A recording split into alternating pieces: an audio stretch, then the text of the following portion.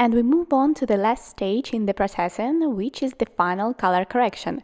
Usually at this stage the photo already looks very good because we have done the main three stages of processing. We have done development, retouching and the detailed color correction. As you can see, it's already very nice. Let's compare it with the raw file and see how the photo has changed after the 3 steps we did. As you can see, everything is already very pretty and we need the final color correction stage for minimal actions that will give the shot a finished look. We are going to work on making final balance of light and shadow and then work with the shades in the light and dark areas. It's important to understand that at this stage we work with the frame completely. We don't use masks here, unlike the previous 2 stages. In the final color correction stage, you can use actions, presets if you need to, but I would like you to get any color you want using your own settings without other people's presets and other people's actions. This is the most conscious approach to processing. Thanks to it, you will get a clean and high quality result. In this lesson, you will get all the knowledge you need for this. And in the second part of this lesson, I will show you how to repeat a color from reference. Usually when we look at photos that we like, we see in them a special harmony of shades and the color in these photos looks finished, as if these photos have exactly the processing that they need. In other words, no other processing will work for these pictures. It's exactly as it should be. This is exactly the result we are striving for in the processing. So, at this stage of final color correction, we will need only 2 panels for work. In order to make any desired color, we use the curves panel and the selective color panel. That's it. We don't need anything else. Thanks to just 2 panels, you can achieve any desired color correction and harmony of shades. Now, in the example of this frame, I will show you what can happen at the stage of final color correction, and then I will tell you in more detail about the principle of curves, because this is the most important tool for color correction in Photoshop. In the end, you will have 2 important skills. The first skill is the ability to work with the possibilities of Photoshop. This knowledge I give you through these lessons. The second skill is understanding the theory of color correction. This knowledge you get from my lecture on color theory. Bottom line, based on the knowledge of color theory, you will be able to make the right decisions for action in processing, and thanks to the knowledge of tools in Photoshop, you will be able to act and achieve the desired result. So, first of all, what can we do with this picture? Let's take a look. I like to start the final color correction by using curves to finish the balance of light and shadow right away. Here I am fine with the photo being soft, but I would like to add contrast and expression in the shadows. I will achieve this by working with curves. A curve is a line that goes from a black point to a white point. And if we work with the curve in the light range, the light areas in the photo change. If we work with the curve in the dark range, the dark areas change. We will talk about this in more detail later. Now let's see how the final color correction stage usually looks in practice. I slightly brightened the light areas, and I also want to darken the dark areas a little bit and lighten the mid-tones to give expression to the skin and make it more saturated. These are the settings that we are going to use for the skin. It looks more contrasty and more expressive, less gray. And on white background you can see that very well. But we have not lost the softness. What else can we do? I would also add saturation here because it seems that it will not be super flowers here, just a little bit. And then I would work with selective color correction and show the highlights right away. If you have some highlights or light areas which can create such volume, then please, you can use this scale, but carefully. Next, what else can we do? I said about the shades in the light and dark areas. This can be done very easily and simply by working with selective color correction, or you can do it with curves. But I will tell you about it later. First, let's see how it works in selective color correction. I rely on my visual experience and add a little more pink to the highlights, a little more cool pink color. I like the way it looks, like this for example. And the black shades, again, based on my visual experience, I add more light green. I have noticed that I often strive for this kind of color correction where there is a contrast of pink and light green. If you watch my lecture on color theory, you will know that on the color wheel, pink is opposite to light green. They are considered to be contrasting in relation to each other, so this combination will always be harmonious during color correction. Also, on a color circle, green with red perfectly combines yellow with violet and blue with orange. If we add yellow in white areas, violet in dark areas, we will get harmony. So this knowledge can be used when working with color correction. As a result, you have two options for working with shades. In the first variant, you can change the shades of the main colors. For example, you have a blue sky and green grass on the photo, and you adjust their shades so that the green color of the grass blends nicely with the sky shade. The second option, you can add a light shade in light and dark black and white areas, and this action will give a finished look to the shot. For example, here the changes are insignificant, but it looks like we have added the right final touch to the photo. We can group these all together and see what happens. This is what it looks like. With selective color correction, you can work on the tones in the highlights and shadows. Now let's remove the selective color correction layer. Next, I want to show you the gradient map. Here we can also work with shades in the light and dark areas. For it, we use the gradient map. Let's choose a pinkish hue and let's try to change it. I click OK and do an inversion so I can see what's going on. Here we have a scale from light to dark, and here we can set any color. It's going to appear in the light areas of the frame. And here we can set a color to appear in the darkest parts of the frame. And here we can set some color to appear in the medium gray parts of the frame. And here we are going to choose a color in the light areas. Let's set it to some sort of pinkish hue in the darker areas. Let's set it to green again, for example, like this. I want more pink and less green, so I'm going to set it like this. Click OK and immediately we will change the blending mode. You can use soft light or hard light. They are the most suitable for these gradient map experiments. And now we have added the final tint to this photo. We have got a similar result as we did with selective color correction. Experiment with the gradient map, see what happens with different blending modes with the different colors. Here, for example, now I want to try to add some extra color to the mid-light areas. I click in the middle. White color is automatically added and immediately the picture changes, but I want to add some warm hue. Something between an orange-red hue, like this. And here we see how the picture changes if we change the shade. Before and after. This is how you can use a gradient map to add additional shades to the light and dark areas of your photo. And your photo will have that unique harmonious color correction. As you can see, now we have put a mark on the light part of the scale and it's pink. In the photo, we can see this pink tint in the light parts of it. If we change the color of this mark, it will also change the tint in the light part of the photo. While the layers are not merged, at any moment we can return to these settings and change the shade.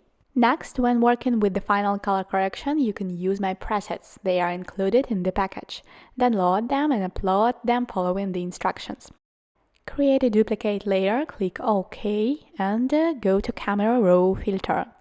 Choose a preset that we like. I want to choose this preset and slightly change it because the color is too orange, but I believe in it. Then we remove the detail, sharpening and grain effects because we don't need it here. There is enough sharpness here and I want to remove the extra orange color. I also want to work on the balance of light and shadow. So here we go, click OK. We have now added a preset to the photo, we have changed it a little bit and the changes from that preset are now on this layer. You can switch it on and off to see the difference. I like this shade, but it looks too saturated, so I just lower the opacity volume and now this preset doesn't look so crazy anymore and there is a slightly more interesting contrasty shade in the photo. This is how I recommend using presets. I don't recommend that you use them at the beginning of processing as we have already decided we don't use presets at the beginning of processing. If you really want to use them, then please feel free to do so in the way I recommend and only at the final color correction stage. What else can be done at the final color correction stage? You can add sharpening. Create a duplicate layer, click OK, Filter, High Pass, and choose a volume where you can see the outlines of the face. 3.5 is quite normal, we get such a gray picture with outlines of the face. That's okay. We set the blending mode to soft light, and now we can see how the sharpening came out. If you don't need sharpening on the whole photo, then we remember what to do from the point about detailed color correction. We just create a mask, press Command I. We take a white brush on the black mask and draw this sharpness where we need it.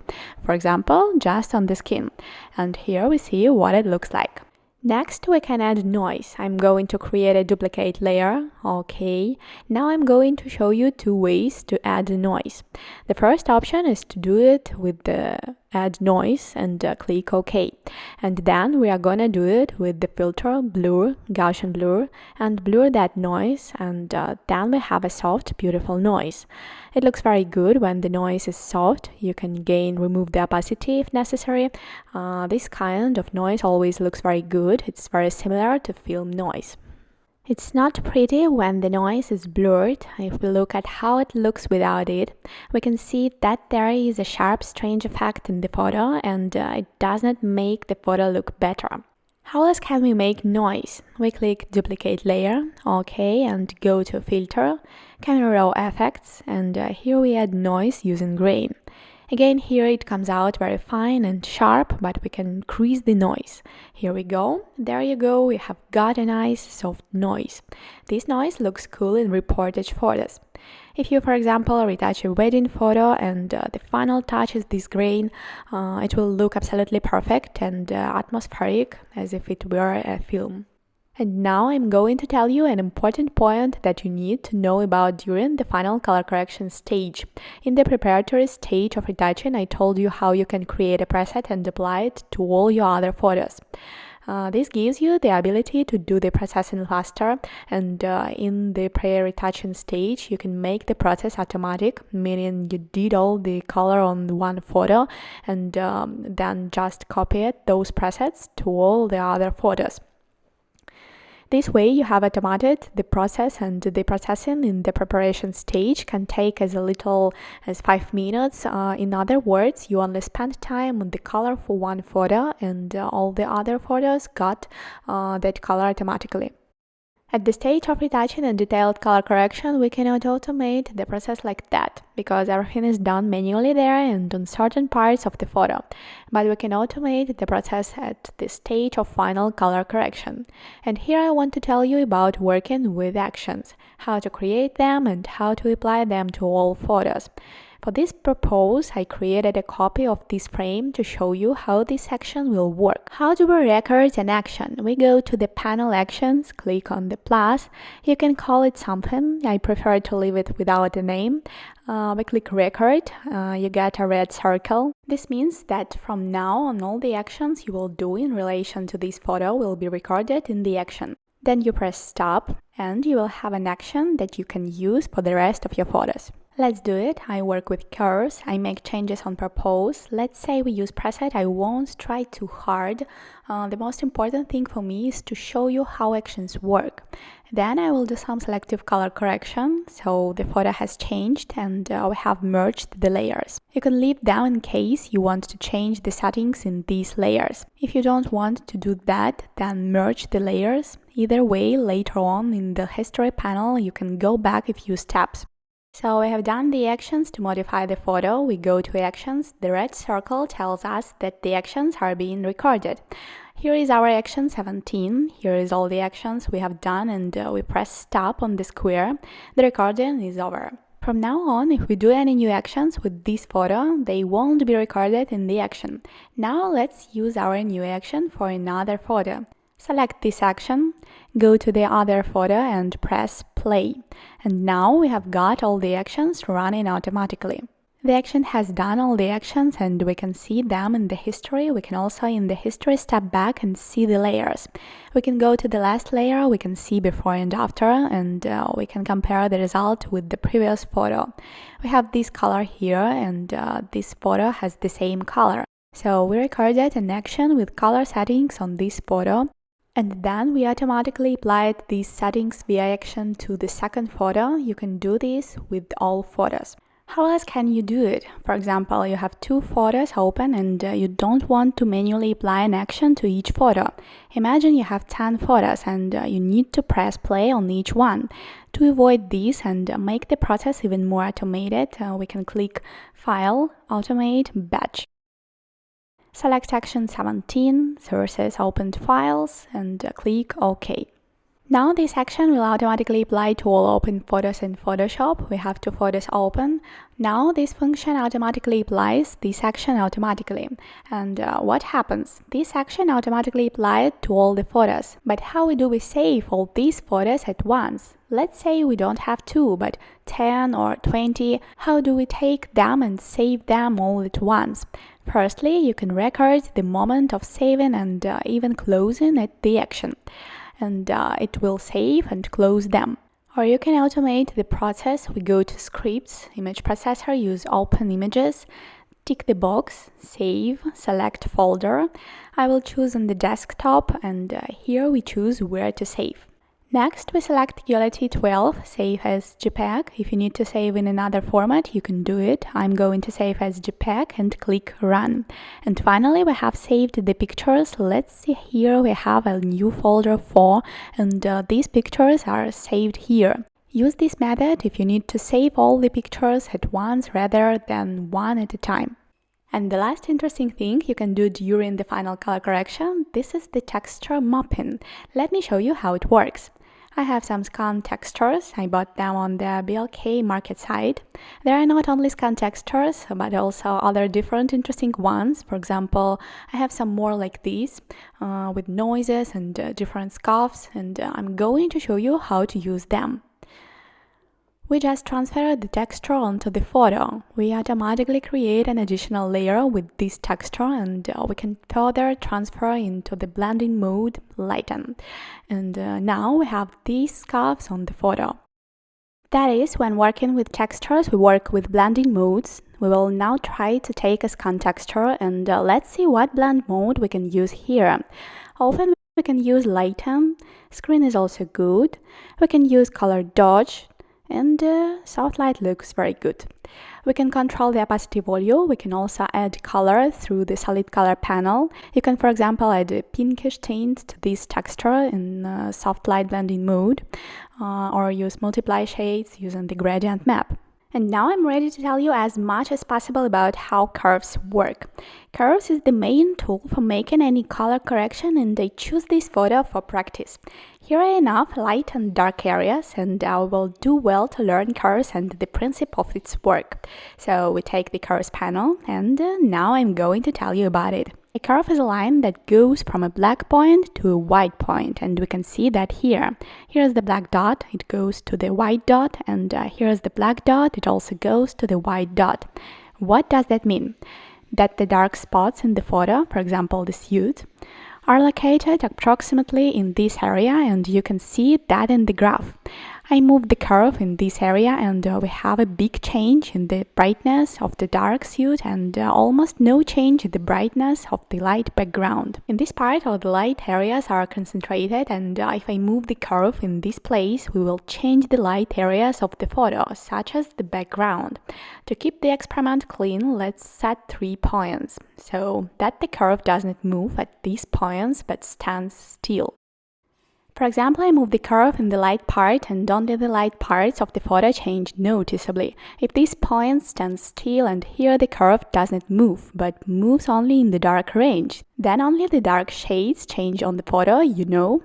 So if we need to control the brightness of the dark areas in the photo, we look at where we have the dark areas on this graph. They are here, so we move the point over here and manipulate the curves from this location. The brightness of the dark areas will change, and with that the color, the hue, the mood, the contrast will change slightly. And by manipulating all these points on the curve, which can be several, we will achieve a balance of light and shadow in this photo. And in this shot, I suggest we create a brighter contrast. To do that, let's reset the 3 points. And to start with, I would like to brighten the light areas. Again, the curve is aligned from black to white. So, for example, this point here is responsible for the black areas of the photo. We can make them lighter by moving this point up, or darker by moving it down. And this is where the dark gray areas are concentrated, and they will change. It's a little bit lighter here, medium gray. Here it's even lighter, light gray, and here it's completely white. The white areas will get darker if we move the point this way, or get brighter if they move the point this way. And all the other parts of the photo, as you can see, remain the same. So let's continue with the contrast. I'm controlling the light areas now. I want to make the background lighter, and I want to make the darker areas even darker. The middle areas, I want to lighten them up a little bit more. Okay, I can add some dots if I need to. Contrast is good, but we need to avoid shadow failure, so we cannot do it like this. Because you will get a shadow gap, we need to keep the texture of the suit visible and not get lost in the highlights or the shadows. For example, we make the shot lighter, but the breasts don't get exposed, just like the face and the texture of the corset. And here we are looking at what we have got. The picture is more colorful, more contrast, and we achieved this with the help of curves. The light is initially harsh, contrasty, and this kind of harsh, colorful, bright, colorful processing really fits here. How else could we work with curves? Let's say, for example, if we wanted to achieve a more delicate balance in light and shadow, we would on the contrary make the highlights more muted and darker areas lighter, like this. And so our picture became less contrasty, less colorful, which also of course suits in general. But I think that the first version, where it was more contrasty, suits us better. By the way, you can also work a little bit differently. I recreated the curve, and here you can use the finger tool instead of placing the points yourself. We draw downwards in the selected area of the frame, and you can see the scale has gone down to the highlights. And the point has been automatically created. You can, for example, take a dark area and swipe upwards, and the point is created where you want it to be. So we can change the brightness. We can also control areas with medium brightness. You see, we have already got 3 points created automatically, and this is how the frame has changed after these actions. We can try again to make a stronger contrast. We take the curves and pull up the white areas, the light areas, dark down a little bit, light up a little bit. Done. And look at the before and after. It's a minor change here, but it's made the frame look complete, which means it's more contrasty, it's more colorful, and it's look amazing, and it's very high quality. And with the help of this tool, we have created 2 points, thanks to which we got this contrast. Next, I will tell you about color curves, how you can use them to make the final color correction and give your shot a finished look. Let's choose the first color at once. It's red. And immediately the question, what is the difference between color curves and black and white curves? The trick is that here too there is a line from black to white, from dark to light. And in this area we can work with dark areas, and here with light areas. But at the moment when we move the curve in the light areas, the picture will not get lighter as it was when working with black and white curves. Also, if we darken the dark areas, they will not be darkened. When working with color curves, we will not lighten or darken the picture. We are going to get a new hue. And what are those hues? Here we see that here we have dark areas of the photo, and here we have light areas. Let's put 3 points in these areas, and I will show you what's going on to happen. We can move a point in the dark areas and see what happens to the dark suits. It takes on a new color. Green if we lower the curve, and red if we raise it. Let's leave it like that. At the same time, if we move the curve in the light part, the light areas of the photo may take on a reddish or greenish hue. And so it's with any area of the photo, a red curve will give a red or green tint to the area we select by putting a point on the curve. We can also remove these dots and not put them manually, but use the finger tool. We can select the lightest spot in the photo, click on it, and give it a new shade. For example, make it more reddish, but red is not as obvious. Here is green. Let's keep it green. why not? Next, we can click on the darkest area and give it a new shade as well. Then we can click on some of the middle areas like the face, and then we can work with the tint in the medium brightness areas. That's how it works. Next, let's remove these points and look at the curves in a different color. For example, next we have a green colored panel, and here we can give the light background a more pinkish hue by taking the curve down a little bit in the light areas. On the contrary, we can give the dark suit a more greenish color. That we can work with the medium brightness details. This is how, by clicking on different parts of the photos, you can shape your new hue. Usually when you are aiming for a particular color, you just adjust these settings to your preferences, to your idea, or to a reference you have. The most important thing is to make sure that you don't have shadow caps or overlighting, because when you work with curves, this can happen. Make sure that you keep all the texture visible and that you don't get a result like this. It's pretty messy and of poor quality. I ended up going with this option. I lowered the opacity value a bit, and this is what the curves look like. It is a red curve and a green curve and a blue curve.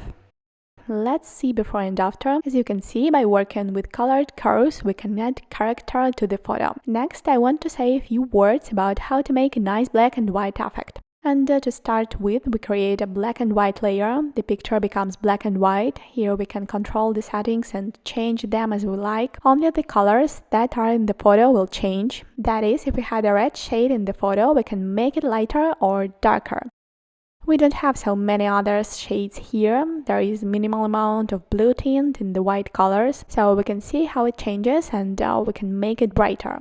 And then to control the contrast, we create a curves layer. We work with the light and dark areas. We can also work with the midtones and stop at about this result. Let's merge these layers into a group and compare the before and after variants. Now that you have learned all 5 processing steps, I have a nice bonus for you. This is the answer to the question of how to repeat color correction from a reference, how to make your photo have the same color as the photo you like. And this is where I want to remind you of an important rule without which nothing will work. You should always remember that your photo should be taken with the same lighting conditions as your reference. That is, if this photo has soft and pleasant light from the window, then your photo should also have soft and pleasant light from the window. If the reference has bright sunlight, then the photo you are going to repeat the color correction on should also have the same bright sunny, contrasty light with harsh shadows. This is probably the only rule you should stick to, and it guarantees a definite success. I also want to mention separately that the process of preparing color from reference is a very cool and useful practice, thanks to which you can greatly improve your skill in color correction. And it's much more effective than doing color by eye and just spinning all these settings. Because when you are just randomly tweaking all the settings one by one, you are always your own personal color. There is always something common in your color correction, something personally yours, and yet it's not a fact that this color is harmonious or of high quality. In general, with this approach to your work, your result will always depend on your visual experience. In other words, it will be a color made on the basis of your personal perception. But when you make a color by the method of repetition, that is, when you repeat a color from references, your visual experience doesn't affect the result, you just look, analyze, and repeat this color. At the same time, you may mentally resist unfamiliar settings and method of such color correction and at some point even be surprised by the result. But if you have taken a good reference with harmonious color correction, you will probably get a cool result at the end of the work. At the same time, you will understand that you wouldn't have found such a color on your own, but the experience will begin and thus you will learn how to get the color you like when processing. And how? Let's get to practice. I took this photo and on it we will do the same color correction as here. This photo suits us because it was taken with the same light as this photo. And now let me remind you of 3 important points that we will analyze for successful color reproduction. First, we'll look at the degree of contrast. That is the balance of light and shadow, and we will replicate that contrast in our photo. Second, we'll look at what shades there are in the primary colors. For example, there is a red color here, and here it's more pink, and here it's more orange. So we are going to make this shade of the wall more orange orange so that it looks like this color. We will also look at the shades of the clothes. Here the blue is too bright, the denim looks too new. I want to make it more vintage, more filmic. The third point, we are looking at the shades in the highlights and in the darks. As I told you before, there is never just light or just dark. There is always some extra subtle shades, and here I can assume that in the light areas there is a pinkish shade and in the dark areas a greenish shade. That's the same result we are going to achieve in our photo. And let's get started. As I said, the first thing we are going to do is a similar balance of light and shadow. For this task, we need these settings. I'm going to make some of the highlights darker, and now we can see that the skin texture in this part of the face is more visible. I also reduced the amount of white color and I lightened the shadows slightly. Let's take a look at the before and after result. As you can see, I made the picture less contrasty, it became softer. This picture is just as soft, and that's what we were aiming for with this photo. Next, I would like to add saturation to make it easier to work with color, and I'm going to add just a little bit. Plus, we can see that now our photo is less saturated than the reference, so we can afford to add a little saturation. If we need to, we'll add more later, but this value is enough to start with, and now the photo is ready to be opened in Photoshop and move on to the next stages of color correction. Click open. So we have done the first step, we have repeated the contrast, we have made it the same as on the reference. And the next step we will do is to change the shade of red. Red is present in the background and in the clothing, and here we see that it's more pink, and on the reference it's more orange. Let's work with that.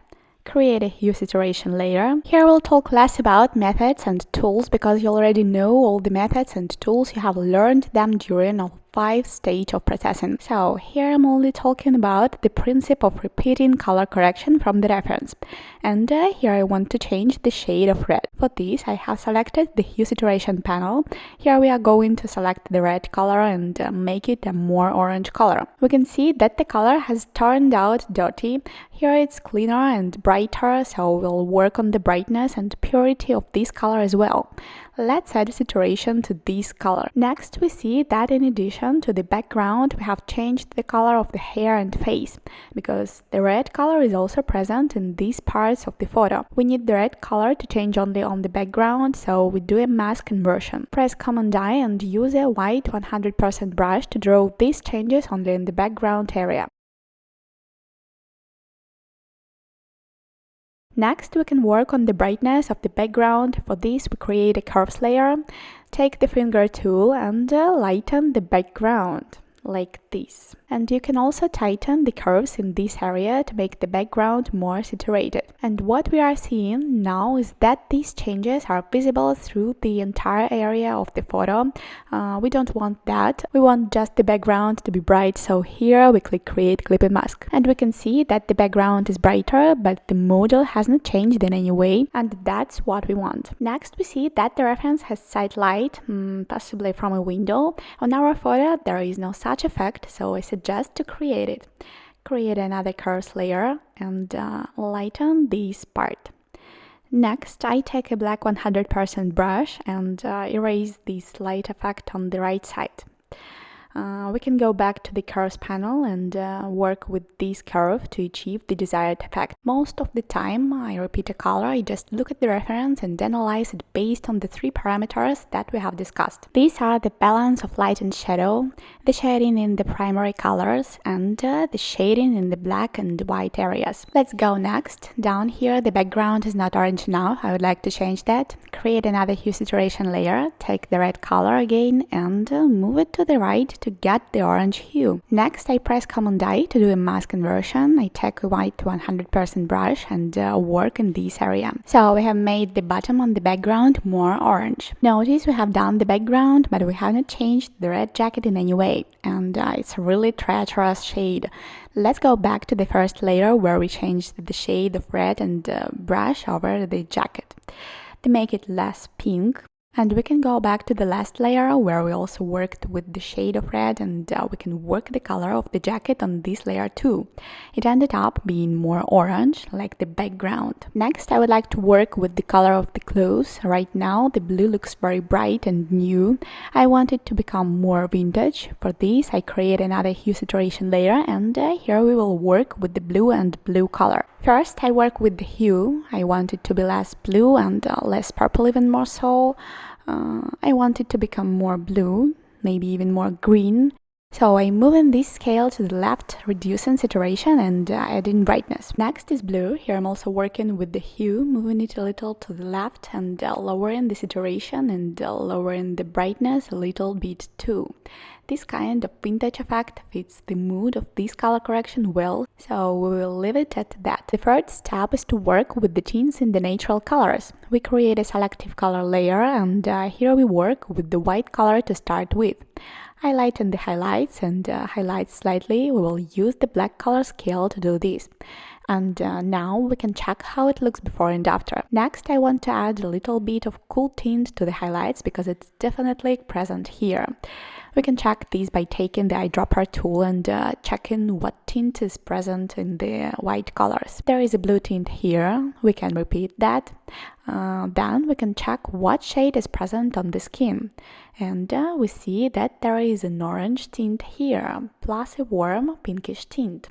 And we can replicate that as well. As we work with these settings, we can add cooler and warmer shades to the highlights. I suggest adding warmer shades here, plus some pink working with this scale. Next, we can work with the shades in the darker areas. Let's believe what shades are present in the dark areas. Again, we will use the dropper and we can see that there is a greenish tint here, and we can replicate that by selectively correcting the black border with the black color. We can add a green tint in the darker areas using this scale here. I would also add black for contrast. I use this scale and move the black to the right. We ended up adding a pinkish tint to the light areas, and also I added a greenish tint to the black areas. But we can see that the face in this photo looks paler and pinker, not at all like it does here. Let's fix that and work with natural colors. Here with the yellow scale, we can add a little more yellow tint. Plus I want to add a little bit of blue in the black areas because I think that's what's missing. Next, I want to work with curves because the skin has more texture here and it's not as light as in our photo, so I'm creating a curves layer for that.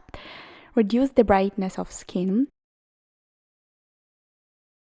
Next, I lift the curve slightly in the shadow area to keep the softness of the picture, plus raise the curve in this area. Next, I want to work with the color curves, taking the blue shade. When I work with the color curves, when repeating a color, I just look at the reference and try to create something similar. I look at how the shades look in the dark and light areas, look at the contrast and try to replicate that. For example, working with the blue curve, I lower it a little bit in the shadows, and that gives me the most warmth in the dark areas. Then I work on the light areas, and that's where I get the most coolness, and so I work with all three color curves using this tool.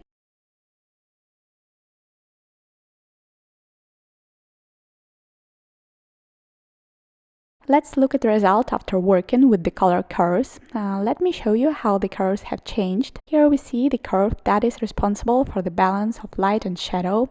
Next, this is what the red curve looks like, and green and blue. I set all the points using this tool. I just looked at how the shades look on the reference and achieved the same result here. Next, I think there is a kind of pinkish haze on the reference and I want to replicate it. To do this, I create a new layer solid color, select the pink shade, click OK and set the layer to soft light blending mode and reduce the opacity volume. Next, I see that the skin color on the reference is more yellow. It's like a mustard color. The skin tone on our photo looks lighter and less yellow. Let's try to darken the skin so that the result is similar to the reference. To do this, I go back to the selective color layer and work with the yellow color. As you can see, the yellow shade is more pronounced on the skin and that works for us. Next, I would like to work on the details and change the shade of the lips a little bit. I want to make this shade a little bit lighter and warmer because the reference pink shade is warmer than in our photo. To do this, I create a new layer solid color. I take a light pinkish shade. I set the blending mode to soft light, select the mask, press Command I, and with the white 100% brush, I paint this color on the lip area. Now let's choose the final shade and adjust the brightness. I reduce the opacity volume and look at the changes. The lips are lighter and the shade has changed. I would also like to work with the shade of shadows on the eyelids. For this, we create a layer of hue saturation. We take a red shade and change its tone. I would also like to work with the magenta shade. Let's measure its tone as well. Next, we press Command I to do a mask inversion, and with the white 100% brush, we draw these changes only in the eyelid area. Lower the opacity volume, and this is what we get. Also on the reference we can see a pronounced blush on the cheeks. I want to add this effect to our photo as well. Let's create a new layer solid color. First, choose a random pinkish shade, set the blending mode to soft light, invert the mask, and use a transparent brush to draw the blush in the cheek area.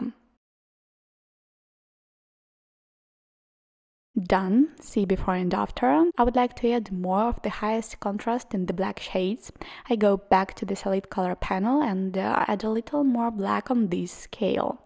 It seems to work much better that way. One last difference is that the background shade does not quite match the background shade on the reference. Let's try to work with that. I want to change it with curves.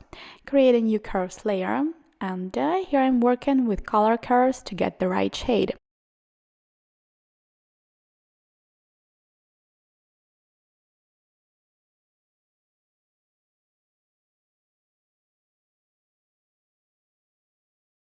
I think the background color now looks just like the reference, and there is only one thing left to do. We need to apply these changes to the background only, so that the model remains unchanged. To do that, I suggest you just drop this layer down here and click Create Clipping Mask. That's it, and let's run through all of the adjustments that we have made. First, we worked with the background. We changed the hue using the Color Tones iteration panel. Next, we worked with the curves to refine the hue of the background. Next, we added the light from the window. And next, we worked with the hue saturation panel for this area and for the clothing area. Next, we worked with the shade of blue in the denim, and we also worked with the hue in the natural colors. Let me show you the adjustments that we made. You should have everything exactly the same as mine. Next, we worked with the curves. The curves look like this, and drew a pinkish haze across the entire surface on the photo.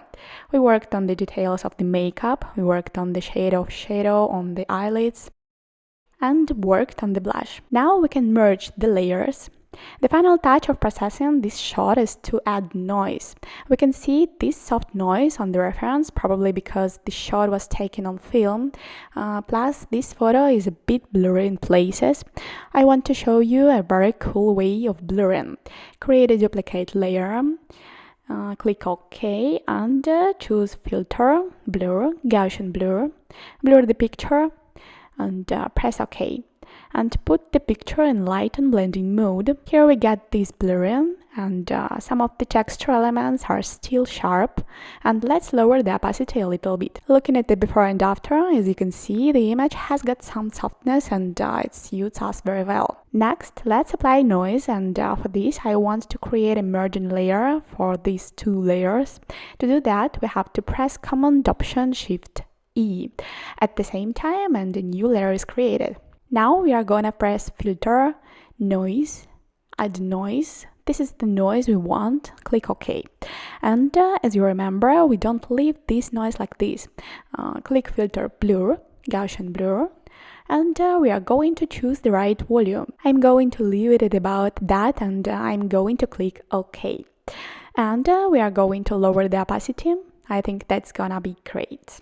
Let's group these layers together and see how the image has changed. And now we can merge on the layers. Now I do see that the background is more orange and there is a kind of pinkish tint here, so I suggest we work with the hue of red. We create a new hue saturation and work with the red hue. I'm going to move it to the left this time and lower the saturation. That's it, and I want to add more yellow-green hue for the skin. Let's create another layer of selective color and add some yellow. Here we go. Now let's merge these two layers into a group and look at the before and after result. Yes, it's even more similar now, and now we can compare the result. Let's take a look at the reference and look at our photo. I think it looks very similar. What do you think? I hope it's the same for you. If not, go back and check all the settings. All in all, this is exactly the result I expected from repeating the color correction. And now let's consolidate all the knowledge about color correction repeat. So, the first, color correction repetition is a very cool practice where you powerfully pump up your color correction skill. The second, in order for you to successfully repeat color, your photo must be shot with the same color and light as the reference. The third, we always do a color correction repeat by analyzing three things on the reference. These are the balance of light and shadow, and we use curves to try and make a similar one. Next is the shades and the primary colors, and we use the color tone saturation panel and curves to try and make it similar. And last is the shades in the light and dark areas of the photo. And with the help of selective color correction and color curves, we try to achieve the same shades in the light and dark areas in our photo. The end result is this. So we added that as well. This is the result we got. Looks great. In the end, let's see what the picture looked like before. As you can see, it's completely different from the reference, but we managed to make a similar color correction. There is one thing that confuses for me, and I know how to make this color correction even better. I'm confused by the color of the denim. I want to work with it some more. Yeah, that's it, I'm insatiable. I want to work with the selective color panel and change the shade of blue. I don't like the green shade that came up in this part, and I'm going to try and change it. I would like to add some blue. Yeah, I think that would be much better. Let's see what other options there are for working with this color, right? And let's see what we can do with the color blue. Looking at the before and after, yeah, I think I like it a lot better this way. That's it, leave it like that and don't touch anything else. Now I can solemnly declare that you know everything about retouching and color. Plus you have learned how to do any color correction you want and how to replicate that color from references, and that's just great. Now you don't need any presets at all, you don't need to be limited to a color correction method where you just do something somehow by eye. Now you can implement any color from your head into reality. As a finally, I want to say a few words about preservation. Often many people are concerned about this question, and many people think that they need to save photos in some special way to make them look good on the internet. Actually, I never save photos in any special way. I just click File, save a copy, and depending on what format I need, I save the picture. If I need JPEG and it's a finished picture which I will use to put somewhere, I just choose JPEG. But if I need to print a photo or I want to work with it further, or I send it to a magazine or for advertising to the customer and so on, I would better choose PSD format or TIFF, as it is a working format which preserves the quality and, if necessary, all the layers that are not combined. But sometimes for some sites we need to reduce the size of the photo, and I recommend to do it through these settings. Go into image size, and here we need to change the resolution from 300 to 72 and click OK.